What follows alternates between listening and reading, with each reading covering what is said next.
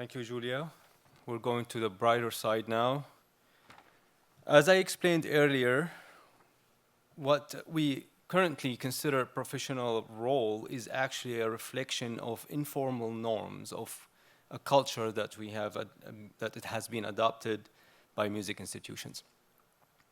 This culture has its beauty and it gives people a sense of identity, but it certainly can't deal with ethical issues such as injury prevention. For that, we need more than cultural meanings. We need meanings related to disciplinary codes of ethics.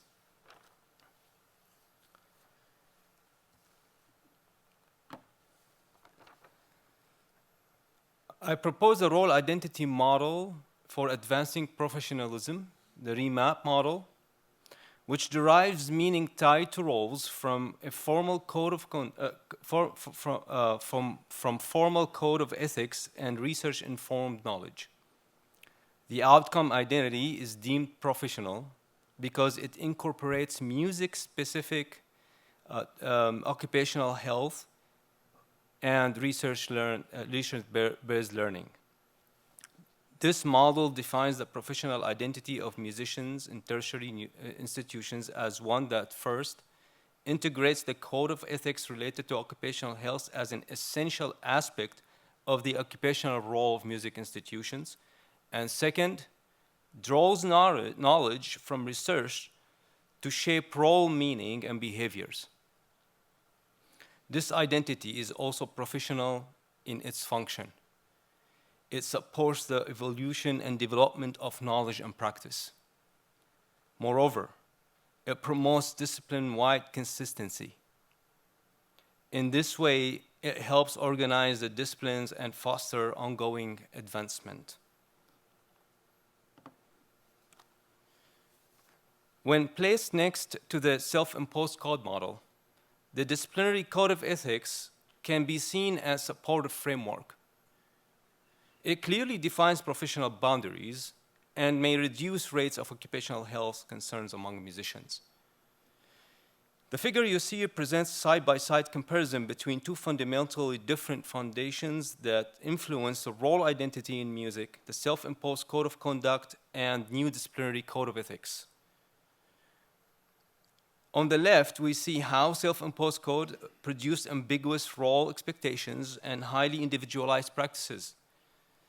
This leads to ethical variability and a lack of institutional responsibility for preventing music-related health concerns.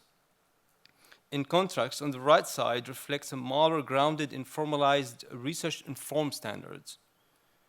Here, ethical obligations are clear and role meanings are tied to shared disciplinary mission.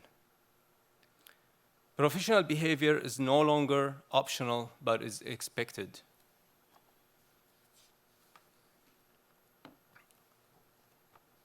Let's take injury prevention as an example. This table illustrates how occupational or positional roles may handle injury prevention under the self-imposed code versus the Occupational Health Code of Ethics.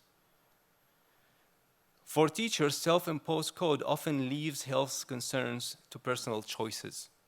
So the choice behavior is more influenced by personal experiences, resulting in a neglect or even blame directed at the student. But when teaching is guided by the occupational health framework, injury prevention becomes part of the teacher's role identity and therefore part of the solution itself. For administrators, injuries under self-imposed code may not be viewed as part of core disciplinary knowledge, and they may prioritize other concerns, such as generating revenue. Injury prevention is often marginal, and if addressed, is superficial rather than through sustained research-informed engagement. But under disciplinary code of ethics, administrators are accountable for embedding health knowledge into the curricula, funding faculty training, and advancing the field's knowledge. At least that's what we hope. Students, in turn, They transition from passively reacting to health problems to actively integrating injury prevention into their daily lives. They interact, interrelate, and co-evolve, and even co-create, as my colleague Julia said. In this role identity model, professional identity emerges from the overlap between the two domains, the musician's social domain, which houses also the musician identity, which is a social affective identity, and where the role are defined and by agreed upon expectations and verification processes, and the institutional domain, which provides the occupational code of ethics, identity standards that we talked about before, the identity standards where we refer back to it as a reference point, and support. This convergence creates a specific role identity which then guides occupational behavior. As students and teachers adopt belief about knowledge where meaning is drawn from research, they see themselves responsible for directing the discipline forward in a thoughtful and informed way.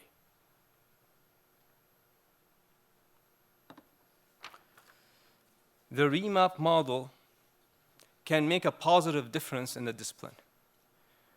For example, when a studio faculty member or conductor explicitly integrate evidence-based knowledge into their teaching, they help shape students' beliefs about knowledge during formative periods towards critical thinking, for example. In this way, we do not need to teach critical thinking out of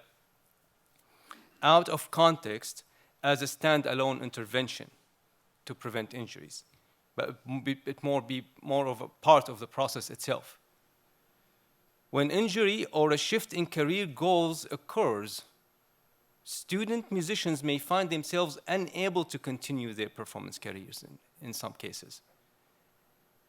In such cases, the suggested formalized research pathway can serve as a venue for contributing meaningfully to the discipline while still being intimately involved.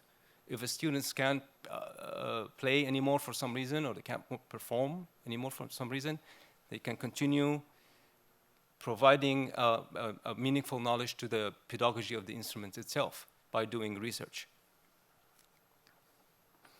The music discipline would shift from a passive reliance on other fields to a more dynamic, self-engaged status. It would actively generate its own knowledge, respond to the realities of musicians' work, and create opportunities aligned with the evolving demands of the profession.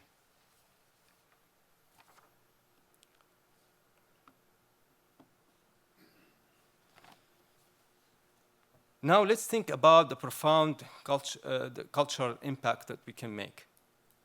What if the next generation grew up not just loving music, but understanding its impact? Whether we are making music or listening to it, having this education would make significant difference. We're moving towards a society that interacts with music more consciously and curiously, and even ethically. Music education guided by this framework would no longer just teach notes and techniques, but it would understand them better.